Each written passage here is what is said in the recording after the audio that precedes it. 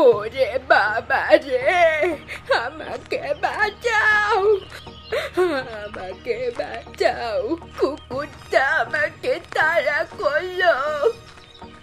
কই, আমরা তো কোনো ধরনের কুকুর দেখতে পাচ্ছি না। তুমি কোন কুকুরের কথা বলছো? নিশ্চয়ই মিথ্যে বলছো, তাই না? এই মাত্রই তো ওখানে একটা কুকুর ছিল, যেটা আমাকে তাড়া করেছে। সেই জন্যই তো আমি যেখানে দৌড়ে আসলাম। গ্রামের সবাইকে তুমি বোকা বানাতে পারলেও আমাদের বোকা বানাতে পারবে না। কুকুরের কথা বলবে, পরে বলবে কুকুর কামড়িয়েছে। এখন তোমার কিছু টাকার দরকার ওষুধপাতি খাওয়ার জন্য, এসব আমরা ভালো করেই বুঝতে পারছি, বুঝলে? ওসব তুমি অন্য কোথাও গিয়ে দেখাও। তোমরা আমার সাথে এমন ব্যবহার করো, আমি তো অসহায়, ভিক্ষে করে খাই। তোমরা যদি আমাকে সাহায্য করো তাহলে তো ভিক্ষে করার দরকারই হতো না। গ্রামে তো কম মানুষ নেই, সবাই তো তোমাকে কম বেশি সাহায্য করে। সেই সাহায্য দিয়ে কি করছো তুমি? এত অল্প পরিমাণে সাহায্য করেছে, যেটা দিয়ে আমি ভাতও খেতে পারি না। তাহলে কি করব বলো তো? তুমি কি করবে না করবে সেসব নিয়ে আমাদের কাজ নেই। তুমি এখানে কেন এসেছো? আর দেখছো না দোকানে বসে আছি? তোমার গা থেকে গন্ধ বের হচ্ছে। বের হও, তাড়াতাড়ি বের হও বলছি এখান থেকে, না হলে কিন্তু লাথি দিয়ে বের করে দেব। উপরওয়ালার কাছে বিচার দিলাম, তিনি তোদের বিচার করবেন। আমার সাথে এমন খারাপ ব্যবহার করলি তো।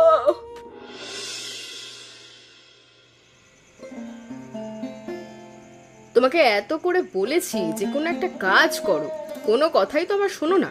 সারাদিন বসে বসে খাও, এভাবে বসে বসে খেলে সব টাকা তো ফুরিয়ে যাবে, তখন কি করবে? যখন দেখব টাকা ফুরিয়ে গেছে তখন আবার কাজ করব। এখন টাকা আছে, এখন বসে বসেই খাবো। সারা বছর অত কাজ করতে ভালো লাগছে না। তা তো লাগবেই না। তুমি তো চাও সারা বছর যদি বসে খেতে পারতে, তাহলে সবচেয়ে ভালো হতো তোমার। তুমি কিন্তু প্রতিদিন আমাকে কথা শোনাচ্ছ। আমি একা বসে বসে খাই নাকি? তুমি কি করে খাও? আমি হচ্ছি মেয়ে মানুষ, এখন আমি কি মানুষের বাড়িতে কি কাজ করব, নাকি জমিতে কাজ করব, নাকি মাছ ধরবো? কোনটা করব বলো? আমি তো তোমাকে কিছু করতে বলছি না। তুমিও তো বসে বসে খাচ্ছ, আমিও বসে বসে খাচ্ছি। যখন সবকিছু ফুরিয়ে যাবে তখন আবার কাজ করব।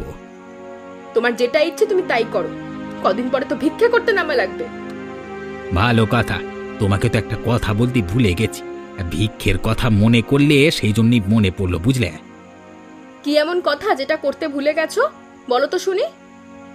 আমাদের গ্রামের বুড়ি যদি কখনো আমাদের বাড়িতে আসে, কখনোই তাকে ভিক্ষে দেবে না। মোটেও পছন্দ নয়, তাহলে কিন্তু তোমার এই খাবার বন্ধ হয়ে যাবে ওই বেলা। হ্যাঁ, আমি এসব দিতে যাব না। ঠিক আছে, মনে রেখো। এখন ঘুমিয়ে পড়ো, কেমন? আমি কি এমন করেছি? তুই আমার সাথে এমন কেন করছিস? আমি কি তোর কোনো ক্ষতি করেছি? তুই আমার ভিক্ষার চুলিটা এভাবে ছুঁড়ে কেন ফেলে দিলি? আমার সব চালগুলো মাটিতে পড়ে গেল। কালকে একবার দোকানে বসে বলেছিলাম, মনে নাই সে কথা? ভুলে গেছিস?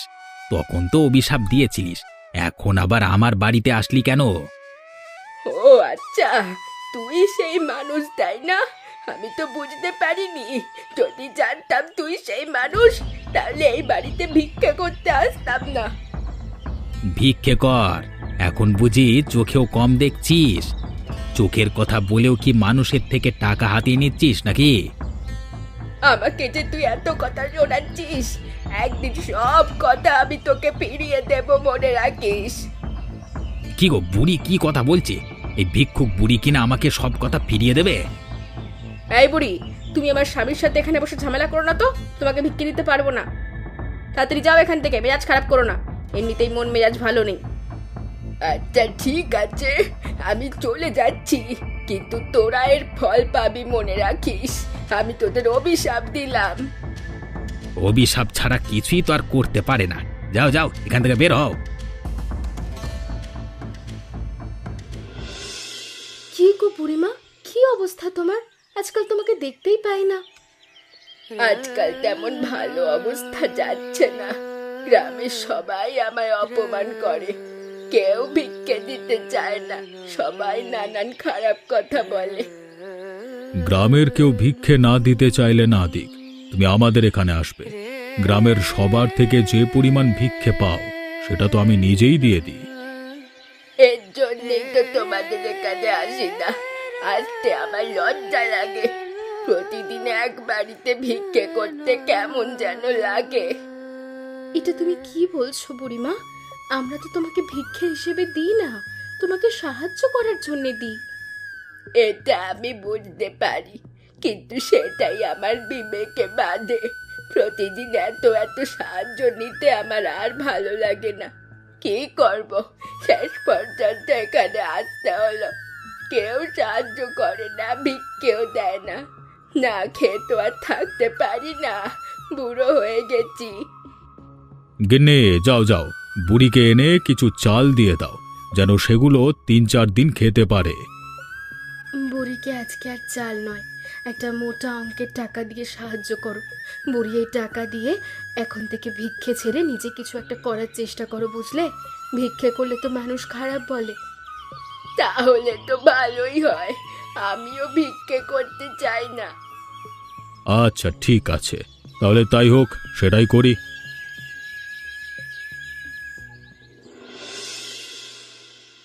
কি গো বুড়িমা, এবার থেকে কিছু করবে তো? এই টাকা দিয়ে কিছু একটা করার চেষ্টা কিন্তু করতে হবে। তোমাদের যে কি বলে ধন্যবাদ দেব সেটাই বুঝতে পারছি না। এতগুলো টাকার কোনো প্রয়োজন ছিল না। আরো কম টাকা দিলেও আমি কিছু চেষ্টা করতাম। তাহলে তো আর বলতেই হবে না, তুমি এটা দিয়ে নিজের পায়ে দাঁড়ানোর চেষ্টা করো। ভিক্ষা এসব ছেড়ে দাও, তাহলে কেউ তোমায় খারাপ কথা বলবে না।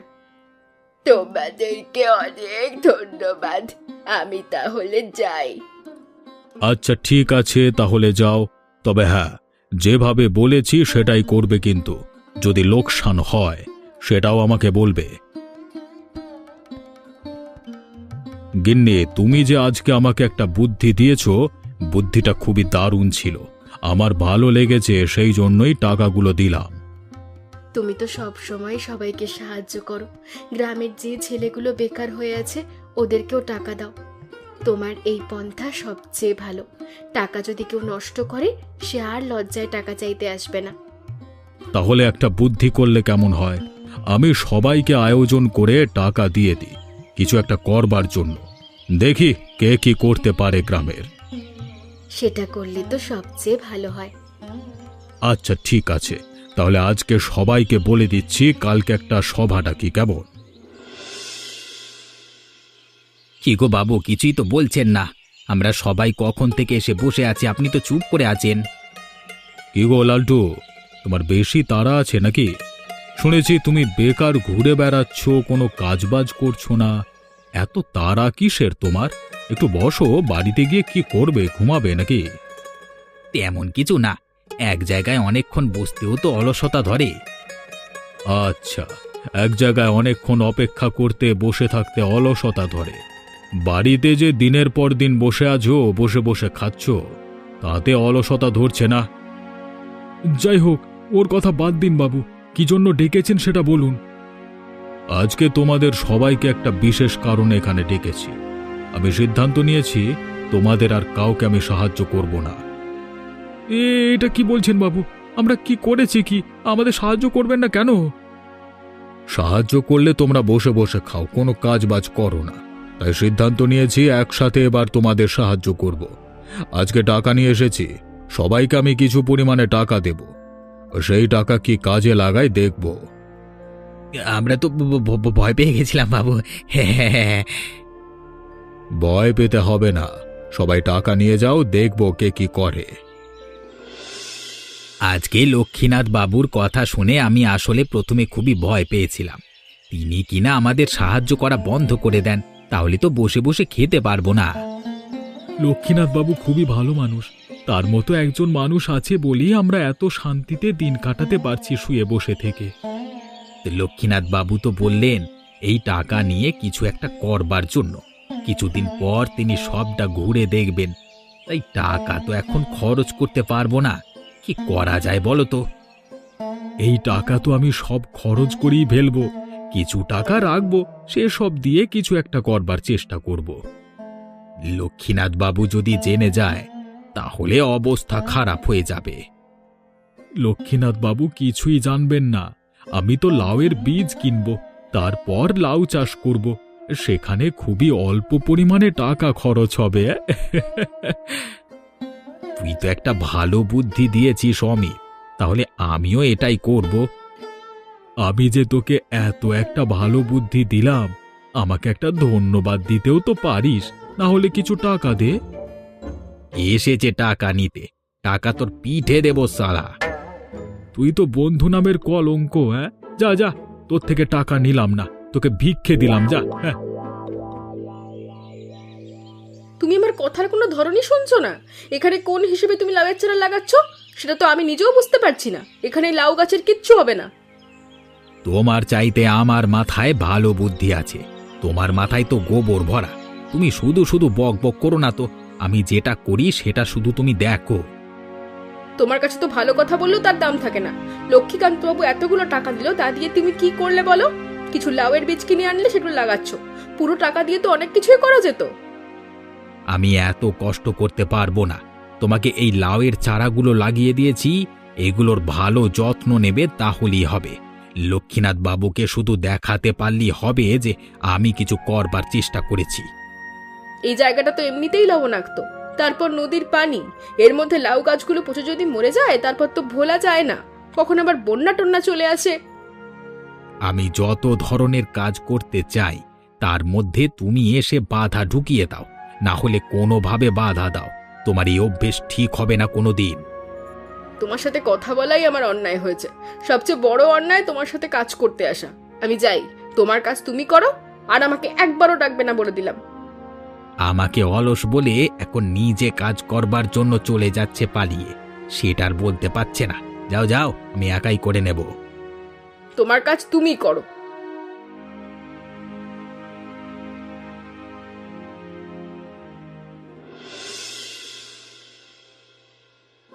কি গো, তুমি এখানে বসে আছো?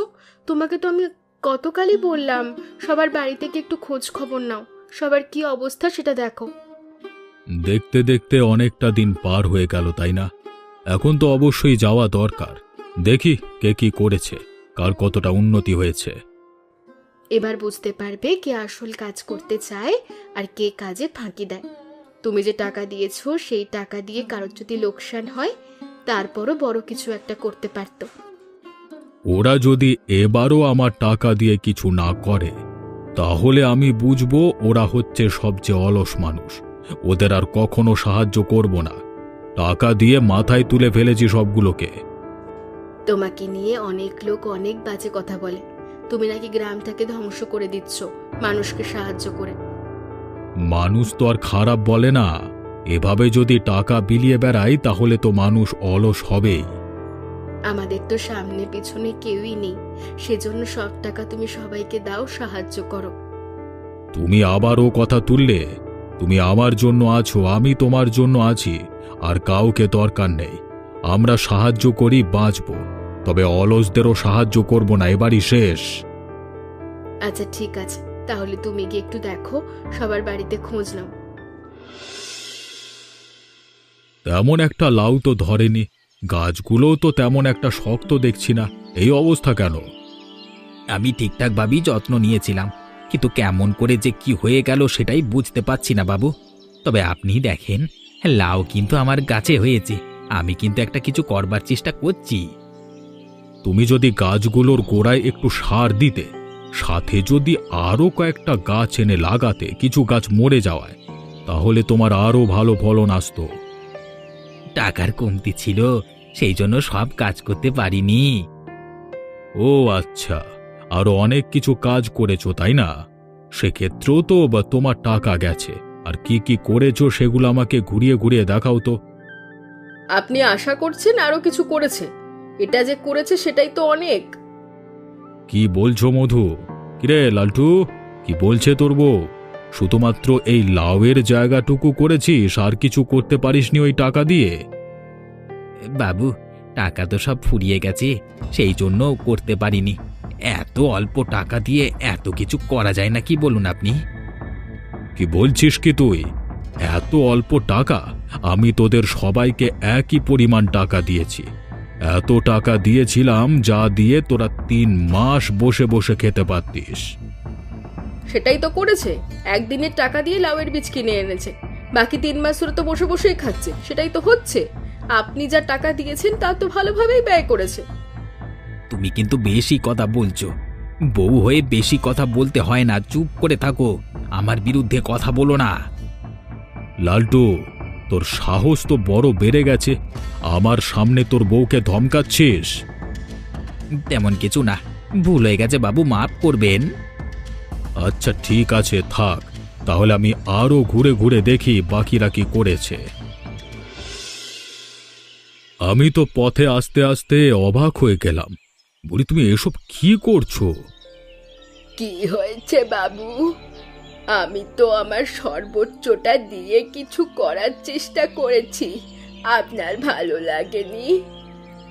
আমি তো সেটা বলছি না। দেখছি তুমি খুবই ভালোভাবে চাষ করেছো এবং অনেক জায়গা জুড়ে শুধু তরমুজ চাষ করেছো। হঠাৎ এই অসময়ে তরমুজ চাষ করলে কেন, সেটাই তো বুঝতে পারলাম না। এ সময় তরমুজ মিষ্টি হবে তো? বাবু, আপনার যদি কোনো সন্দেহ থাকে তাহলে আপনি আমার তরমুজ খেয়ে দেখতে পারেন কতটা মিষ্টি হয়েছে। আমার তরমুজ ইতিমধ্যে অনেকেই খেয়েছে। কি বলো কি? ইতিমধ্যে অনেকে খেয়েছে? বিক্রিও করে ফেলেছো তুমি? এখানে আমি কারোর কাছে বিক্রি করিনি। যারা তরমুজ খেতে চেয়েছে সবাইকে দিয়েছি। আশেপাশের মানুষ, গরিব লোক যারা কিনে খেতে পারে না, সবাইকে খাইয়েছি। তাহলে তুমি তো এটা ভালো কাজ করেছো। আপনি দেখবেন এর মাধ্যমে অনেক টাকা হবে। আপনার টাকা আমরাকে ফেরত দিলেও অনেক টাকা থেকে যাবে। অসময়ে এই মিষ্টি তরমুজ প্রচুর দামে বিক্রি করতে পারবো। তোমার এই পরিবর্তন দেখে আসলেই আমি খুব আনন্দিত। তুমি থাকো বুড়ি, তাহলে আমি যাই। আপনি মাত্র এসেছেন আমার বাড়িতে, বসবেন। আপনাকে তরমুজ কেটে দেব, তারপর আপনি যাবেন। এত তাড়াতাড়ি তো আপনাকে ছাড়বো না। তুমি তো বুড়ি সবটাই জানো। আমি সবাইকে টাকা দিয়েছি এবং উদ্যোগ নিয়েছি, সেই জন্যই সবটা ঘুরে দেখতে বের হয়েছিলাম। আমি অবশ্যই তোমার তরমুজ খাবো, তোমার এখানে আসবো। এখন যাই।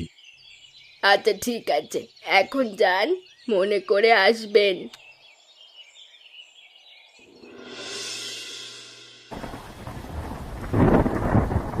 এই যাত্রায় বড় জোর বেঁচে গেছি। লক্ষ্মীনাথ বাবু এসেছিলেন আমার ওখানে, দেখেছে লাউয়ের চাষ করেছি, তেমন কিছু একটা বলেনি। আমার ওখানেও তো তিনি গিয়েছিলেন। আমি ভালোই লাউয়ের চাষ করেছি, তবে এখনো আমার ফলন আসেনি রে। আমারও তো তেমন একটা ফলন আসেনি, 3-4টে লাউ হয়েছে মাত্র। ওদিকের খবর শুনেছিস? বুড়ি নাকি তরমুজ চাষ করেছে, তার তরমুজ নাকি খুবই ভালো হয়েছে। এই অসময় তরমুজ চাষ? নিশ্চয়ই ওই তরমুজ মিষ্টি হবে না, দেখে নিস। কেউ এই তরমুজ ছুঁয়েও দেখবে না। মিষ্টি তরমুজ হয় নাকি অদিনে? হ্যাঁ, আমিও তো সেটাই ভাবছি। অসময়ে তরমুজ চাষ করে বুড়ি সর্বোচ্চ বোকামির পরিচয় দিয়েছে। বুড়ি যে এমন একটা কাজ করবে সেটা তো ভাবাই যায়, কারণ তিনি তো একজন ভিখিরি। লক্ষ্মীনাথ বাবু কেন যে ভিখিরিটিকে টাকা দিয়েছিল সেটাই তো বুঝতে পারছি না। ভিখারির আবার ভিক্ষে করতে হবে, দেখে নিস, আমাদের পায়ের লাথি খাবে। তবে আবহাওয়া তেমন একটা ভালো লাগছে না, কেমন যেন ঝড় ঝড় আবহাওয়া।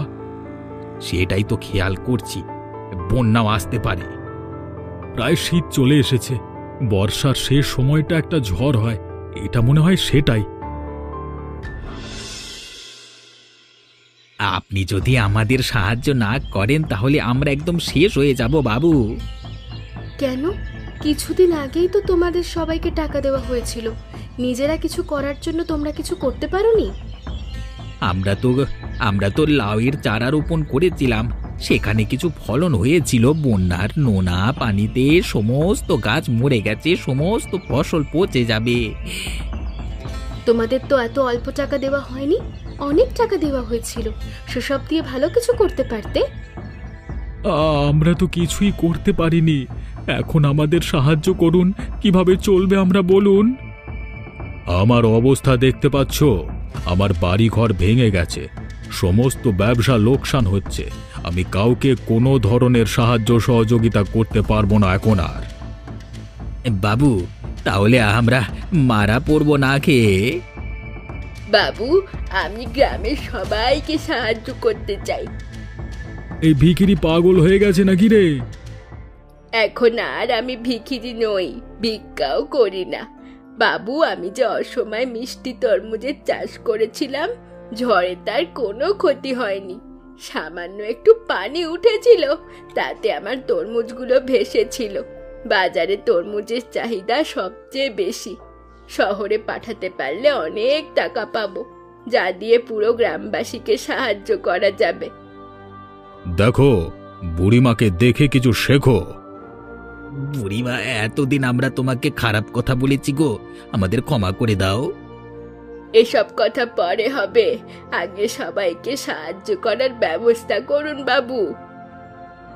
এমন মজার গল্প দেখতে চাইলে আমাদের চ্যানেলটাকে সাবস্ক্রাইব করতে ভুলবেন না।